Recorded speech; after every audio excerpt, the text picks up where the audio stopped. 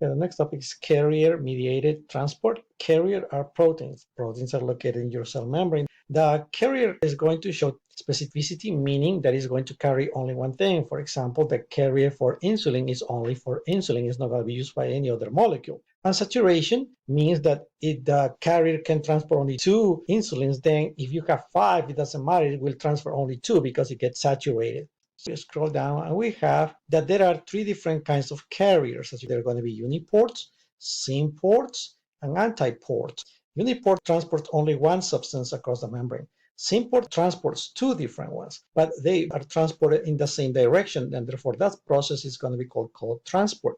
Antiport transports 2 things, but these 2 things are going to be transported into different directions, meaning one outside the cell and the other one inside the cell. That process is going to be called a counter-transport. Achieved by these different type of carriers are going to be facilitated diffusion, primary active transport, and secondary active transport. In facilitated diffusion, the substances go from high to low, but it doesn't do it alone. It needs a transporter. For that reason, this is going to be called facilitated diffusion. The primary active transport is an active transportation because it uses ATP. Remember, we always say from high to low. Well, a lot of circumstances is going to be done from low to high, but that is only if we are going to use ATP.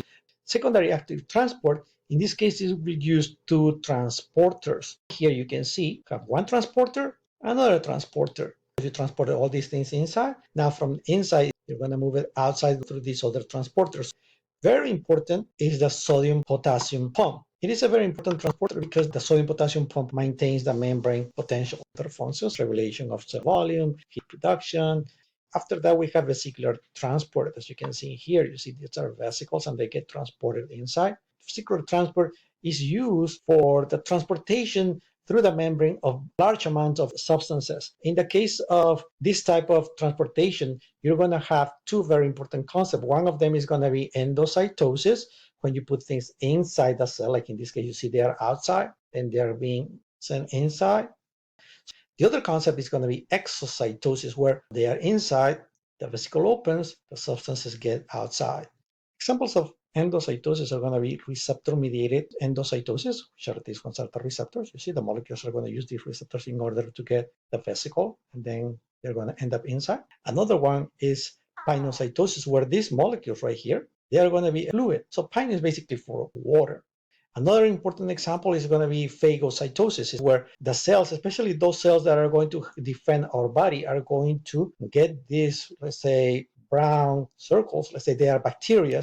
And the way that cell that defends our body is going to capture these bacteria in order to destroy them is going to be by the way of endocytosis. Then our cell is going to form a vesicle like this, and then the bacteria ends up inside that cell that eventually is going to destroy this bacteria. So if we scroll down, we're going to see here another concept, which is transcytosis, which is basically the transport of molecules from one side, and then they are delivered to the other side. So if we scroll down, now we have in here an example of exocytosis, which I already mentioned. This is the vesicle.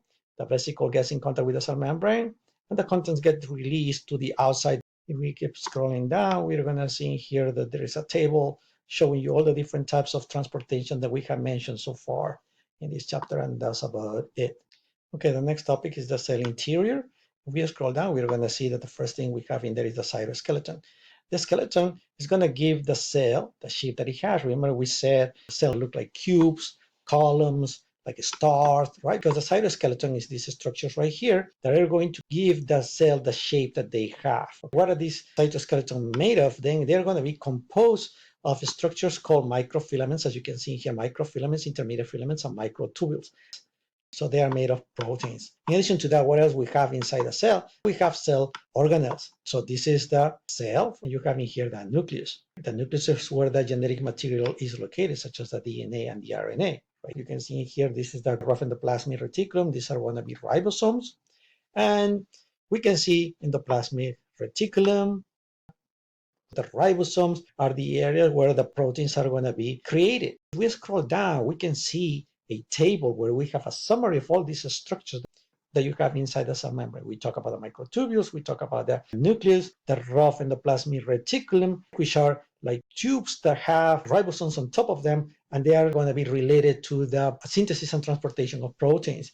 We have a smooth endoplasmic reticulum that are going to be related to lipid synthesis as well as detoxification. Ribosomes, they are going to produce the proteins. Golgi complex, they modify the structures that the proteins are going to have in order to release them. Lysosomes, that's where the bacteria get destroyed. Peroxisomes, they're going to have chemicals to detoxify the cell. And mitochondria, where we are going to produce ATP. The centros are going to produce the mitotic spindle necessary for the cell division, and that's about it for this part.